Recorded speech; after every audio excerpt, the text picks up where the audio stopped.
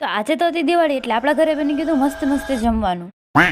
તો એમાં થયું કે આજના વ્લોગની શરૂઆત તો કામ કરતા થઈ. ધુજારા ને એવું બધું તો કમ્પ્લીટ કરી વેર પર છેલ્લે ખુરચી ધોવાની બાકી રહી ગઈ એટલે ઘરનું બધું કામ કરીને આપણે આવી ગયા ખુરચી ધોવા.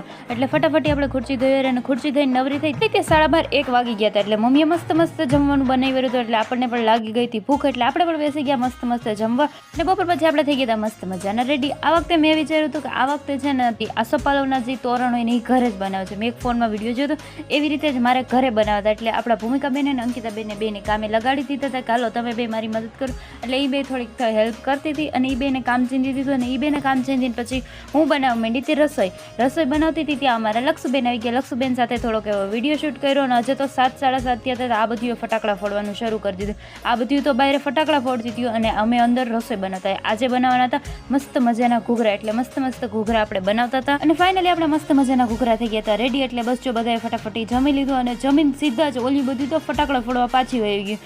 જમી લીધું એટલી જ વાર અને પછી તરત જ એટલે બધી ફટાકડા ફોડવા માંડી હતી. અને બસ આજનો મિની બ્લોગ કંઈક અહીંયા લગીને જો તો હેપી દિવાળી બધાને અને થેન્ક્સ ફોર વોચિંગ.